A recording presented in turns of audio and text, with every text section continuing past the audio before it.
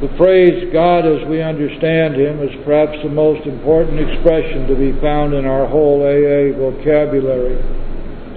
Within the compass of these 5 significant words, there can be included every kind and degree of faith, together with the positive assurance that each of us may choose his own. Scarcely less valuable to us are those supplemental expressions, a higher power, and a power greater than ourselves.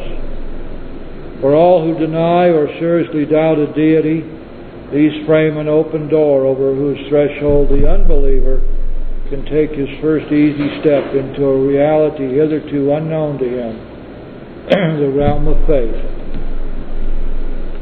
Of course, one of the things we come to recognize as we're going through the steps is how critical the growth of faith is to us. In AA, such breakthroughs are everyday events. They are all the more remarkable when we reflect that a working faith had once seemed an impossibility of the first magnitude to perhaps half of our present membership of 300,000.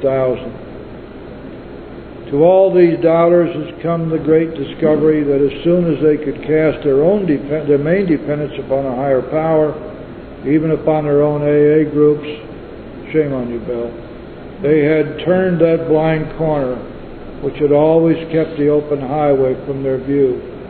From this time on, assuming they tried hard to practice the rest of the AA program with a relaxed and open mind, an ever-deepening and broadening faith, a veritable gift, had invariably put in its sometimes unexpected and often mysterious appearance.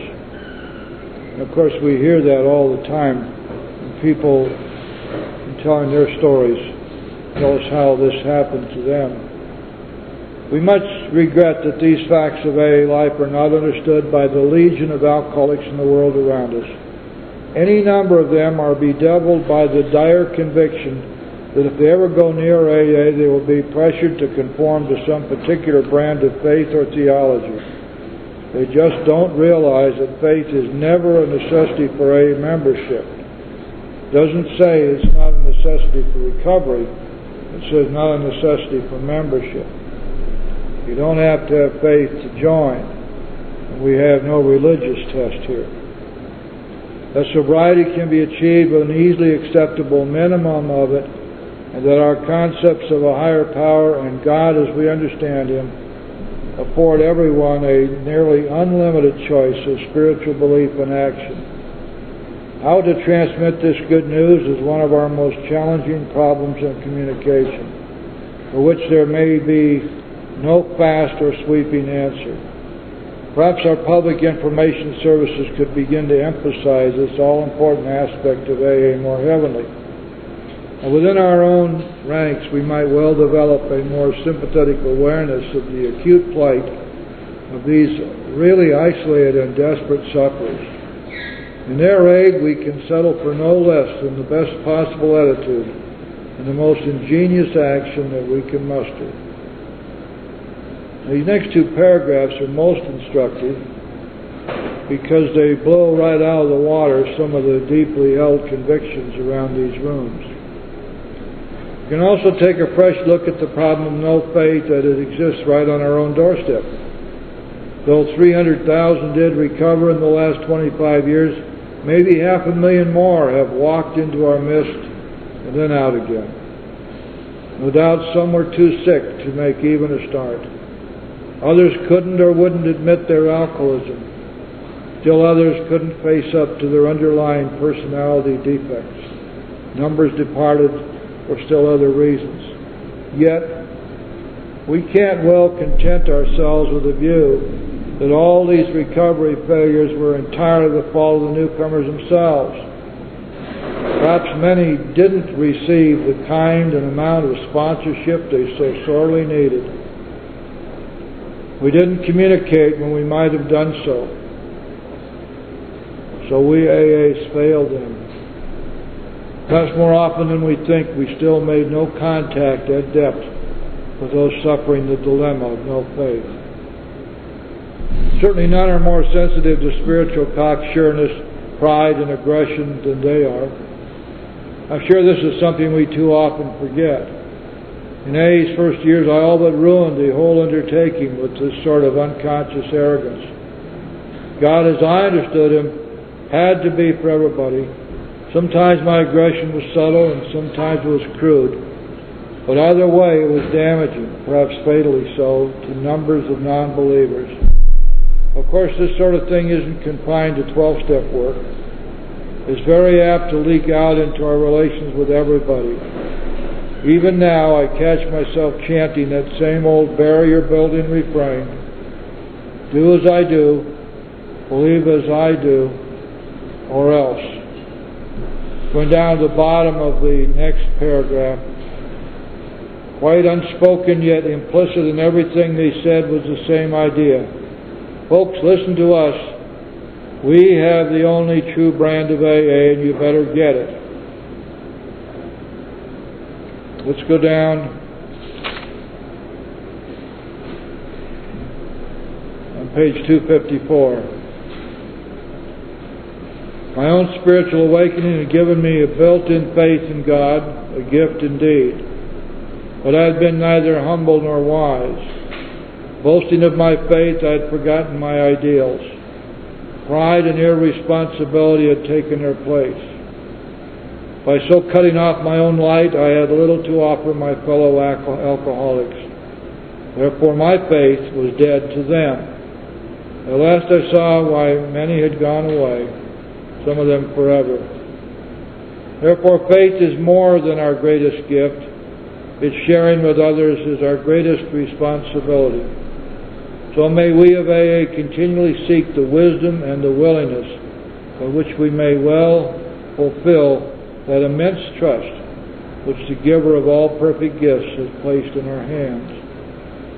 Now, as I read this, I do not read it to say that there is more than one set of 12 steps.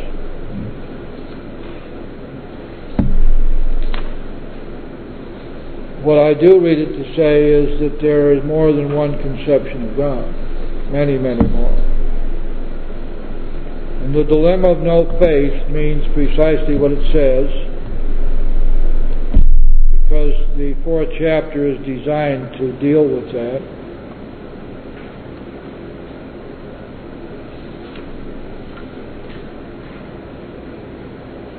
Page 53 in the Big Book.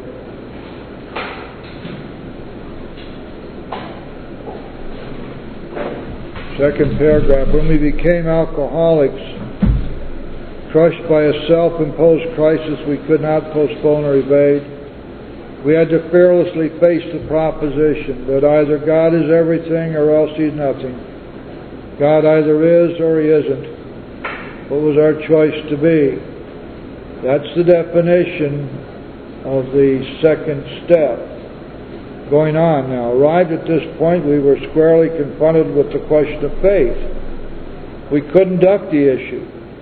Some of us had already walked far over the bridge of reason toward the desired shore of faith. The outlines and the promise of the new land had brought luster to tired eyes and fresh courage to lagging spirits.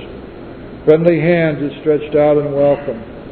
We were grateful that reason had brought us so far, but somehow we couldn't quite step ashore.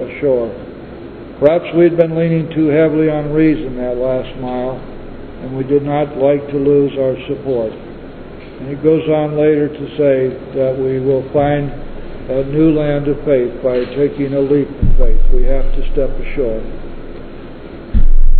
So when we're talking here about the keystones to recovery, certainly perhaps the most important of all of those keystones is faith and the understanding that faith without works is dead. Remember, that was what Ebby said to Bill. We'll be reading about it next week, which kick-started Bill in the direction of 12-step work. Bill, he said, faith without works is dead. It makes no difference how much faith you have if you do not put it to work by actively trusting God and carrying His message. It's dead. That's a pretty interesting and provocative article. And who would like to start sharing their own experience and beliefs about this?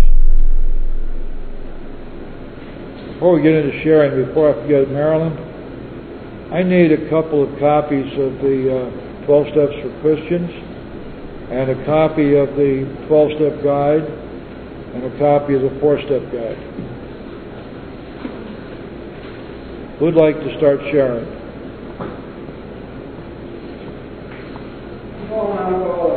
Paul.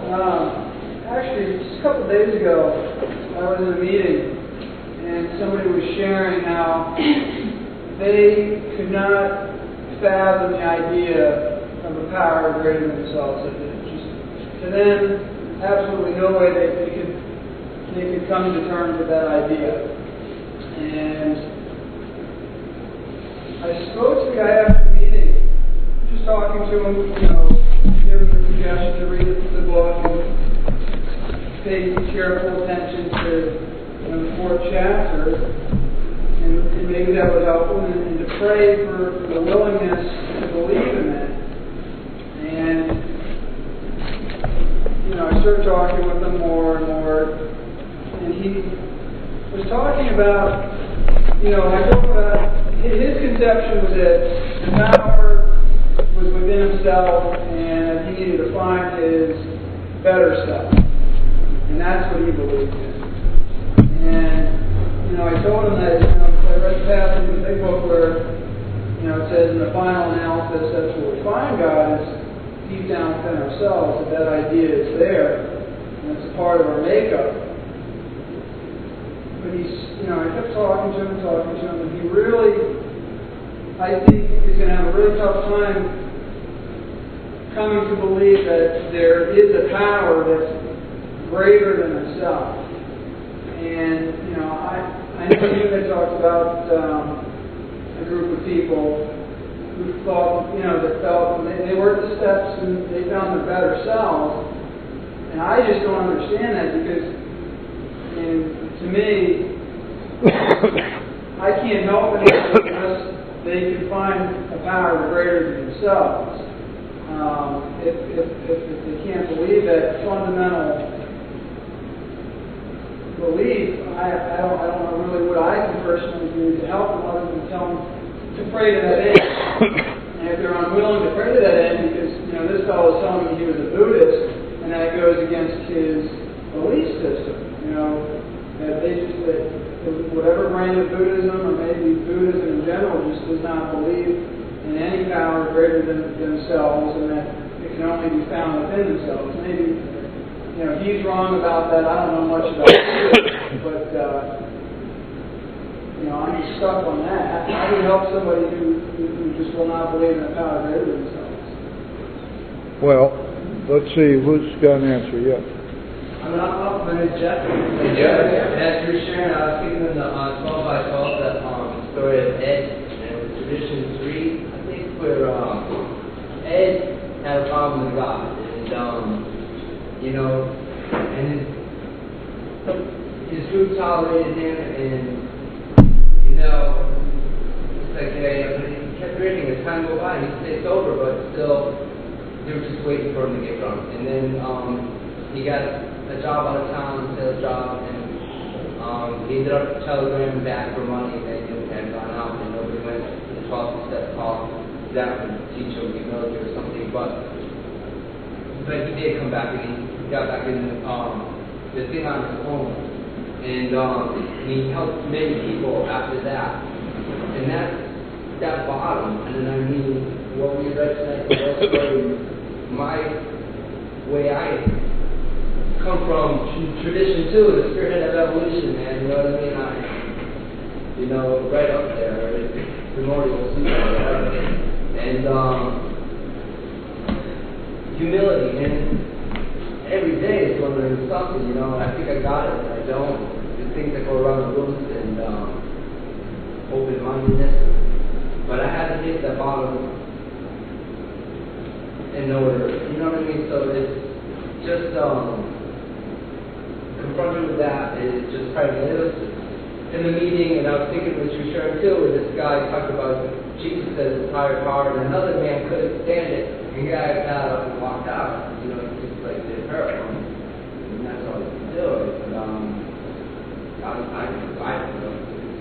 And it was cool too. And top of page 11, those stories to Christ I conceded. You know what I mean? And it's like when I was in my desperation at my point, it is. You know what I mean? It's just I don't want to do this no more. And if it became born again, okay. Because doesn't mean the tanks were all the way. You know what I mean? What about other people? You know what I mean? And I already am worried about people seeing me get wet, and yet, and then I was picking all of the stuff coming out of a bar, you know, months before or something. You know what I mean? And it's really strange how it's hard to talk about God. Why is that? You know what I mean? But it's so easy to get into evil and the nastiness of it. Even something simple and quick as road rage, man, you know? And I mean, to bless the other dude cutting me off instead of flipping him off, you know? Strange. Thanks for letting me share. You might suggest that this person look for his better self. That might work, yeah. Yeah, my name is Michael. Hey, Michael. This made me think about my experience coming into rooms of Alcoholics Anonymous. And I was brought up in a religious environment. And with priests in the family, nuns in the family, my parents were Catholics. I went to Catholic school. But I rejected it immediately. I had, my first initial initiation into religious life, I had a concept of a higher power at a really, really young age. I believed in God. And I remember my mother saying to me when I was about 6 or 7 years old, if you believe in God, you wouldn't do the things you did. You do. And I was like, well, I guess I don't believe in God, but I did believe in God. And when I came back into the rooms of AA, and I was faced with the concept of believing in a God of my understanding, I found myself going full circle all the way back to the God I believed in when I was a child. That was the God of my understanding. And when I found that God again, it was really easy. And as far as sharing that with other people in the rooms, it says in the book about being a program of attraction and emotion. I think if I live my life with spiritual principles, people are going to come to me and say, hey, how do you do this? And one of the things that I would share with them is I live spiritual principles. And it's by having God my understanding of my life, I'm able to understand these principles, and through His power, carry them out. It also says in this book that I am not to apologize for my faith. And I will not apologize for my faith, for my faith is in God. Out of my understanding, and I certainly allow that, as you said, there are probably millions of different concepts, probably billions of different concepts of God. And my God allows for that. The God of my understanding allows for that. What is that? In the Christian concept, it says something to the effect of, come to me however you come to me, but come to me. If you take one step towards me, I'll take 2 steps towards you. That's how, if people ask me, that's how I make it work. Do you know what the Old Testament calls the only unforgivable sin? Denying the existence of God. If you want to study a little bit about what the Buddhists believe, read Siddhartha by Hermann Hesse. Siddhartha. Very interesting. You get a better grasp of what's going on there. Lead your man into service, because it's through service to others, selfless service to others, that they find the spirit within them. That's a rough estimate of what's really going on. I'm no expert, but there is a high degree of spirituality in Buddhism, high degree of acceptance, which we all need, and an absence of self, and a high degree of humility. So, it's, that everything they've got is what they need to be here. So I wouldn't sweat it too much. I'd say, let's go with it, man. Yes, Ivan. Most anybody comes into AA from a very little thing. And this is a dilemma for anybody that's trying to sponsor. Getting somebody with no faith to pray, or very little. But if they're desperate enough, I ask them to pray whether they believe or not. Doesn't matter whether you believe or not, or you willing to say these little prayers. And that'll work, whether they believe or not. The other more difficult situation is where somebody has no faith at all, and they're not really willing to pray whether they believe or not.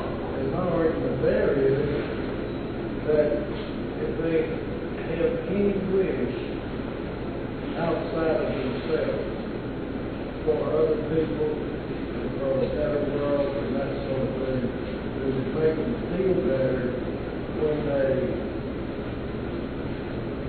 express that wish. True, everything, call it a wish, call it anything else, and they begin to get points sometimes that somebody's listening when they are altruistic or when they are out of themselves. You raise a good point. Just remember what Bill wrote? He said, I learned I had to pray just as if there were a God. And then when the miracles started coming, I could no longer deny they came from a power greater than myself. That's when faith came. That's right. Yes. Any way you can get these people to start to God, if you're there, or their thoughts and wishes work. To whom it may concern. To whom it may concern. Right. Yes, sir. My name's Kathy. Hey, Kathy. It was exactly like what you said, the desperation, because I had tried 2 other times to get sober, and I obviously didn't success. And when I came, prior to coming back this time, I would try, I'd go to a few meetings and that down here in Florida. And up north, I mean, we had a higher power, but it wasn't so blatantly discussed. And when I started coming to meetings down here, it was so much more, I didn't mind the higher power thing so much, but, when people were going off on, Jesus is my Savior, I was born again, da-da-da-da-da, I mean, I was like, God, I don't want to go to church, I'll go to a church, I came here to get sober. And it kept pushing me back out the door. I just couldn't have it. But when I came in 3 years ago, it was the desperation, sheer desperation of having nowhere else to go. I didn't know what to do anymore. And in spite of, and sometimes I ended up walking out of the meeting. I was deeply offended. It just went against my grain. But I kept coming back, and by the grace of God, I stayed sober. It sure wasn't me. And through a mixed match of sponsors that, every time I turned around, they threw me, you're back on the first step, you're not willing, you're not ready, I had to write what the God of my understanding was. I tell her, yes, that's not it. Like, well, is this your God or my God? And the thing that finally saved me and has given me the open-mindedness that no matter what you say or you say or you say, it doesn't matter. It's your God, it's my God, it's His God, and we can all live happily together. And I became willing to get on my knees and pray, which I would not do. And today I can't even believe some of the things I do. Michael and I pray together. I would never, ever in a million years do that. I actually have a spontaneity, and I didn't know what I was going to do when we got to the third stretch prayer, because I don't pray with other people. And we just did it. Calm as you could be. And for me, these are steps beyond my wildest imaginings, because it's not something that comes natural to me. I'm extremely private. There are things to me that are just in the realm of privacy, and you do not take them out of there. But today I know that if I don't do all these things, and I don't stay in the light, I won't stay sober. So I'm willing, because I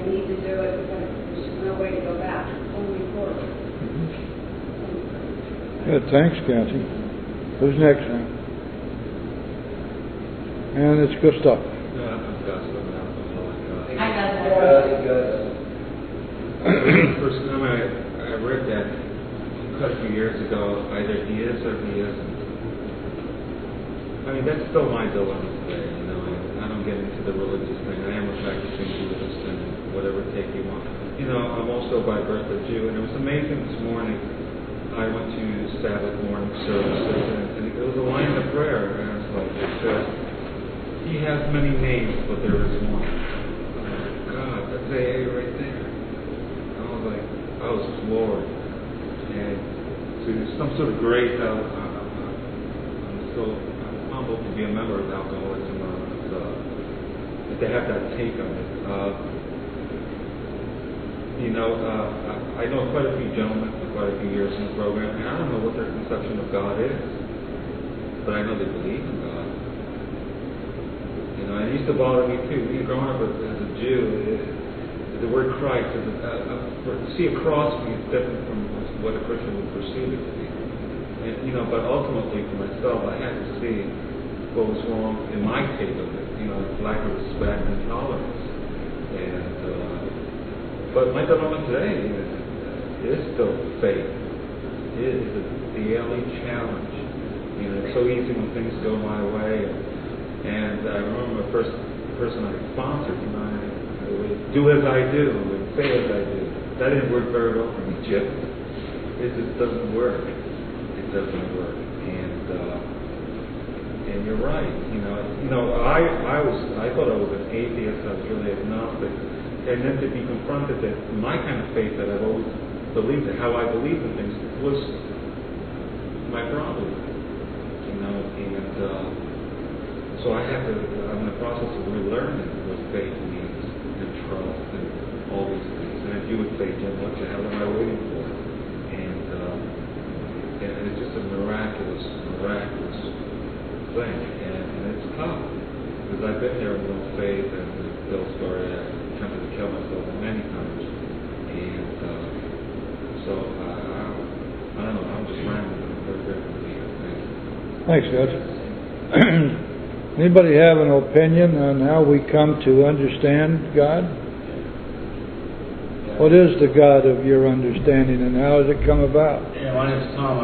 Yeah, Tom. My conception of God, somebody's talking about a million conceptions of God. I've had maybe 100 conceptions of God. It's changed as I stay sober. My first conception of God was a black knife made out of scrap metal. I had to see something, and I drew strength off of that. When I looked at it, and I would like pray to it. I was just learning, so I didn't really know what the hell I was doing with the God thing. And I drew strength from it, and then they say, get a conception, or your own conception of God. Then I imagined God as being this biker, bearded guy on a bike, on Harley Davidson, smoking Marlboro cigarettes. I drew strength from that. I mean, when I thought of that, I saw patience, or I felt patience, and then calmness. When I thought of that, that's what power gave me. That's what God gave me. That power. Now it's just God. It could be Jesus. Maybe that was Jesus on a bike. I don't know. But it's just God. He's everything. He's everything or nothing. Absolutely. God is everything. And but my higher power has changed. My God has changed since I've been sober several times. It's gotten better, and it's like He gives me what I need. My God gives me what I need when I need it, and when I ask for it. It's like we read earlier today. And He surprises me sometimes. He gives me more than I ever thought He could, or would, or I deserve. That's it. Thank you. Thank you, Tom. Jane? I believe that the matter of searching for God in prayer and faith, and I think that when we're lost and we're searching for God, we need to find Him, that we're afraid to look at ourselves. And I think that through the 12 steps, when we find ourselves, we find God. and it's a miracle. So the God of your understanding is the God you found when you found yourself. Yeah. Would that mean that you are spirit and God is spirit? He's of you and you are of Him? Yeah. That's the way I believe too. Janelle, you had your hand up. Now it's your turn.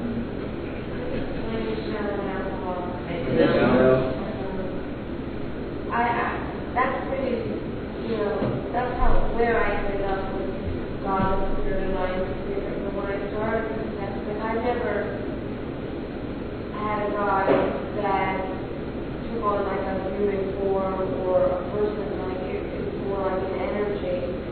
And the only way I came to understand it was through the steps, but not just the steps, believe the things you take as you work the steps. That every time I did what was suggested to do, and it worked, my understanding and thinking got through. And I really I can't explain my conception of God because it's limitless and I can't, there's no human word that can express what it is. I know that it's wonderful and it keeps me sober and it helps me to be loving and tolerant of others. I can't put it into words. Even though I'm spirit, I have limits and but there's something like it and I'm glad that I found it and that I'll continue to seek it because I think that when you tap into it, the sunlight, I don't know, the spirit, it gets brighter every day, the prayer and meditation. I remember at one time I used to tell my family that it's like when you put your garden hose on the other side of the house with a spigot and you turn it on, and as long as like your chemical defects or whatever, there's nothing in the hose, but the hose is always full. And so I would just try to practice these principles and stay unlocked till I have the power of God close to me. And ever since I worked with steps in that, and today, I feel like the power is close to me, and that's an energy. Yeah, you see, God is the power company, right? Tap in. And when you pay your bill, He comes out and turns your power back on.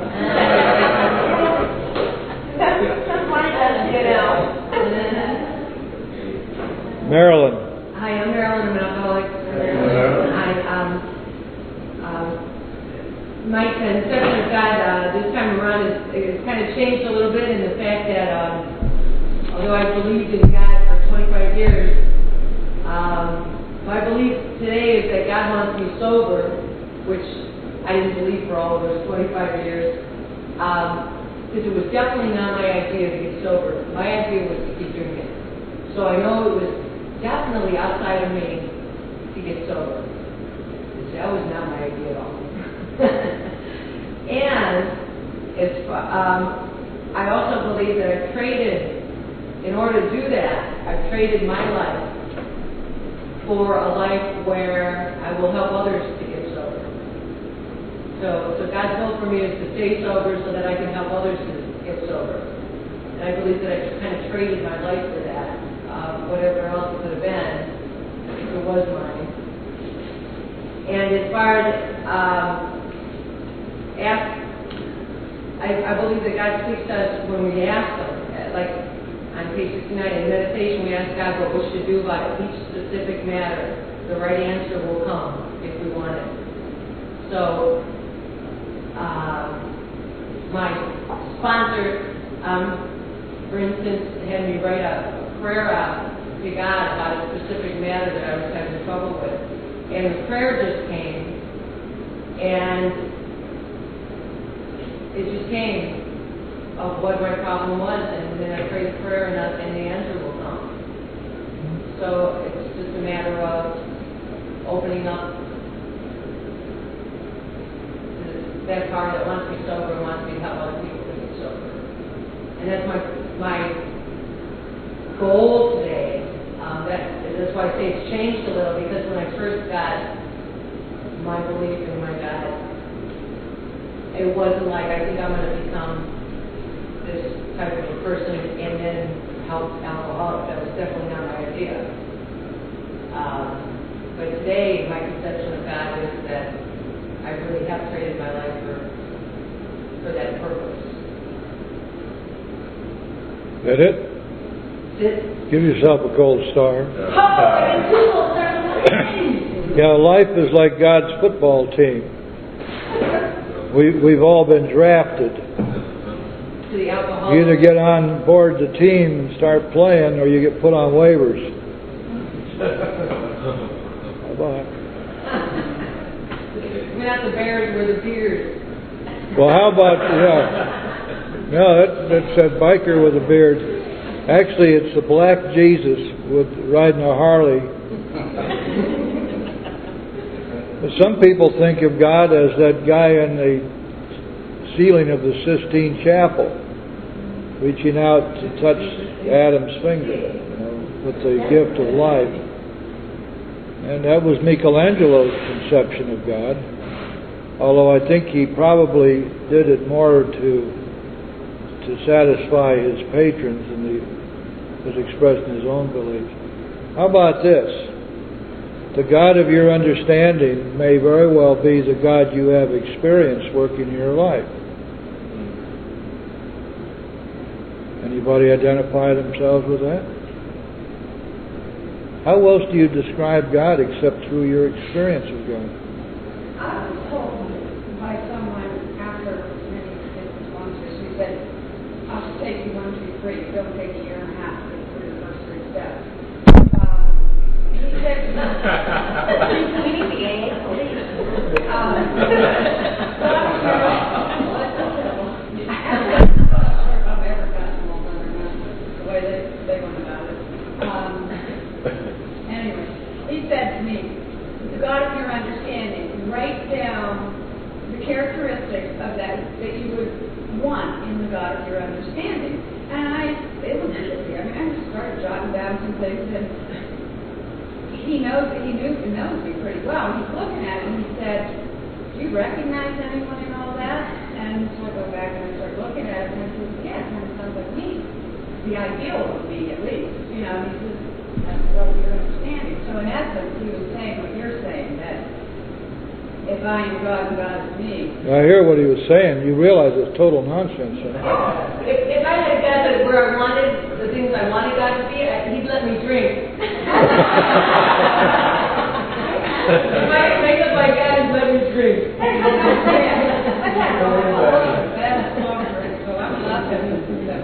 You are so blessed to be here, lady.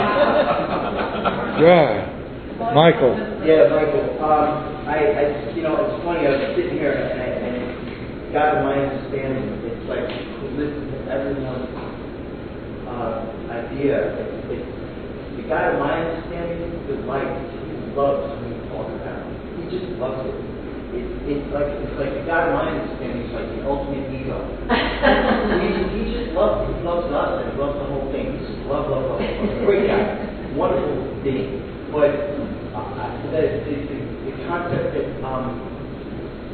I believe that God is, I love the power of a great spirit and the spirit that flows through us all, but we are the physical manifestation of God. And the way I see it is that I'm sure God can do anything He wants to do, but God doesn't actually pick up His books. He can't, but we can. How do you know that? This is the way I see it. Okay, right. In other words, if God wanted to pick up that book, He inspires us to pick up that book for Him. And through us, He experiences the physical world. In other words, I don't know if it's too, wild or anything, but I believe that God delights in what we create in this world. If I was to build a table, I'm a craftsman by trade, and if I was to build something, there have been times when I just I was totally confounded by the situation in hand, and I asked divine inspiration, and next thing you know, I'm just humming, man. I'm just flowing and picking up the hammer, tap, tap, tapping, and and screwdrivers out, and doing whatever I need to do to build that thing. And it's almost as if I can feel the power of God flowing through me to build that thing. And when I get tired, I start like, it's like, well, come on, I gotta get this finished. I'm like, oh, take it easy, man. But He delights in us moving through this world and using us to move through it for Himself. I mean, I don't know. It's just Oh, okay. So God is the force, and we're a bunch of R2D2s. Pretty much, but we can fight with Him, because sometimes I've done things and I don't know how I did that. Like painted a picture, or built a chair, or painted a house. I'm like, gee, how did I do that? And to me, it's just God just sitting there smiling down at me. How do you think He did? You know why you could do it? Because God gave you an opposable thumb.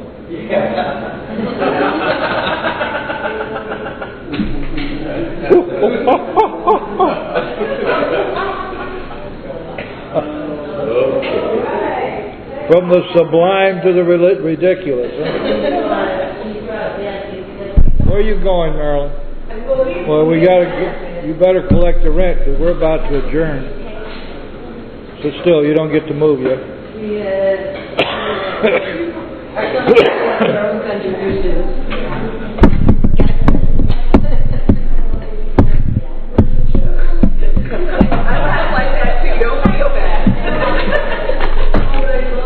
There you go, sweetie pie.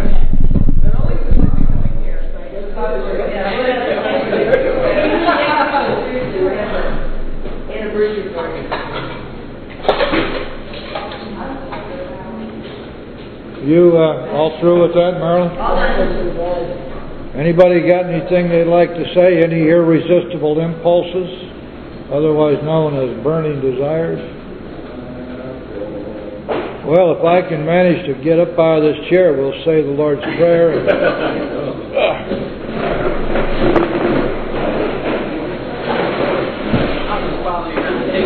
We do have fun, don't we? Hey, this is a nice turnout for this little meeting, Tom. Yeah, it was. You guys need to stretch this way a little.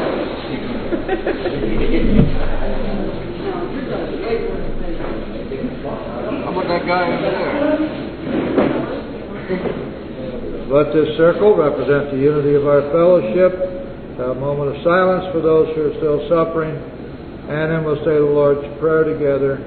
Please remember, we don't say anything after we say Amen. Thank you. Lord's Prayer. Our Father, who art in heaven, hallowed be thy name.